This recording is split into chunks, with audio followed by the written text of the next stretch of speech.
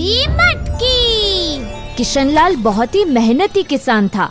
वो दिन रात खेत में हल चलाता और मेहनत की कमाई खाता।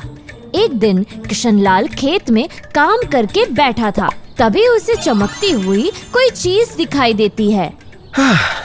अरे ये क्या चमक रहा है खेत में? जरा खोद कर देखता हूँ। वो खोदता है और पाता है कि एक पीतल की मटकी होती है। किशनलाल उसे देखकर खुश हो जाता है। वो रात होने का इंतजार करता है और फिर रात के अंधेरे में उसे घर ले जाता है। अरे संतूरी, सारे काम छोड़ो और इधर आओ। लगता है आज भगवान ने कृपा बनाई है। शायद हम गरीबों पर रहम आ गया उन्हें। हाँ, इधर आओ जल्दी। उसकी पत्नी संतूरी आती है और दोनों मिलकर मटकी की मिट्टी को इस उम्मीद में खाली करने लगते हैं कि शायद इसके नीचे सोने के सिक्के दबे होंगे। पर पूरी मटकी खाली हो जाती है और कुछ नहीं मिलता है। किशनलाल थोड़ा उदास हो जाता है। अजी सुनते हो, आप उदास क्यों होते हो? अपनी किस्मत में जो होगा अपने को मिल ही जाएगा। तुम सही कह रही हो। चलो छोड़ें अब। अच्छा, और ऐसा करो, अब इतनी बड़ी मटकी तो आई गई है, मेरे खेत के जो औजार है ना, इसमें रख देना। ये उसी के काम ले लेते हैं फिर, और क्या। संतूरी सारे औजार उस मटकी में रख देती है और दोनों अपना खाना खाकर सो जाते हैं। दोनों जब सुबह उठकर देखते हैं तो उन्हें अपनी आंखों पर यकीन नहीं होता। उस मटकी में रखे हुए औजार सोने के हो जाते हैं। अरे दैया! अरे ये क्या हो गया रातों रात? कहीं सपना तो नहीं देख रही मैं? दोनों पास जाकर एक एक औजार उठाकर देखते हैं। वो सच में सोने का हो चुका होता है। ओह, इसका मतलब ये जादुई मटकी है।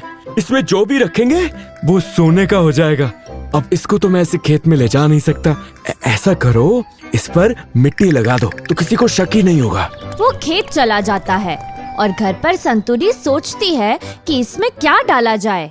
ज्यादा लालच तो नहीं करना, पर भगवान बस अगर इतना दे सको कि ये कच्चा घर पक्का हो जाए तो उतना कर देना, ठीक है? ये सोचकर वो उसमें कुछ सिक्के डाल देती है और काम में लग जाती है। रात को दोनों सो जाते हैं और सुबह वो सिक्के सोने के हो जाते हैं। अब मैं एक एक करके इनको शहर बेच कर आता हूँ। किशनलाल सिक्के शहर बेचकर आने लगता है।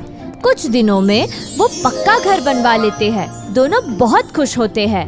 वहाँ उनका पड़ोसी मेवा सिंह, जो कि छोटी छोटी चोरियां किया करता था, अब उसकी नजर उन पर लगातार होती है। ये किशनलाल का घर पक्का कैसे हो गया? ये भी तो मेरे जैसा एक किसान है। इसके पास इतना पैसा कहाँ से आया? कुछ तो चक्कर है। वो ये सब सोच ही रहा होता है कि किशनलाल खेत से वापस आ रहा होता है। उसका हल एक जगह से ठीक तरीके से मिट्टी से छुपा नहीं था। हल का वो हिस्सा बहुत चमक रहा था। अरे किशन, अभी तो आधा दिन पड़ा है, इतनी जल्दी आ गए खेत से? और ये हल कैसे चमक रहा है तुम्हारा? किशनलाल बहाने बनाते हुए। अरे भाई मेवा सिंह, आज थोड़ा थक गया हूँ, बस सोचा घर जाकर आराम करूँगा। अरे ये क्या चमकेगा? कोई कील होगी, वही दिख रही होगी तुम्हें। ये झूठ बोल रहा था। हो ना हो वो हल सोने का था। मेरी आंखें इतना भी धोखा नहीं खा सकती। आज छुपकर देखना ही पड़ेगा कि चक्कर क्या है। आधी रात को वो किशनलाल के घर टॉर्च मारकर देखने लगता है। अंधेरे में उसका सोने का हल चमकने लगता है। हैं? सोने का हल इसके पास? ये कहाँ से आया? ये तो पता करना ही पड़ेगा। वो रात भर उनकी खिड़की के नीचे ही बैठा रहता है कि कहीं कुछ सुनाई दे दे। अजी सुनो जी, अब इस जादुई मटकी का क्या करना है? हमें तो एक पक्का घर चाहिए था, वो तो मिल ही गया। अब मुझे तो कोई लालच नहीं है कि इसमें कुछ डालकर उसे सोने का बनाऊं। हाँ, मुझे भी अब और कुछ नहीं चाहिए। ऐसा करते हैं, रात के अंधेरे में इसे मैं कहीं और गाड़ आऊंगा। किसी जरूरतमंद का भला हो जाएगा। अरे ऐसे कैसे कहीं गाड़ आओगे?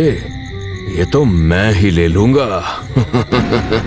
वो दोनों जैसे ही काम पर जाते हैं, मेवा सिंह उनकी मटकी चुरा लेता है। फिर अपने घर ले जाकर उसमें अपनी बीवी के और आज तक चुराए हुए सारे सामान उसमें डाल देता है। मटकी बिल्कुल ऊपर तक भर जाती है। अब सो जाते हैं। सुबह तक ये सब सोने का हो जाएगा। फिर मैं भी इसे बेच बेच कर अमीर बन जाऊंगा। सुबह उठकर वो बड़े ही उत्साह से मटकी देखता है, पर ये क्या, वो तो खाली होती है। उसमें से चुराए हुए सामान के साथ साथ उसकी बीवी के गहने भी गायब हो जाते हैं।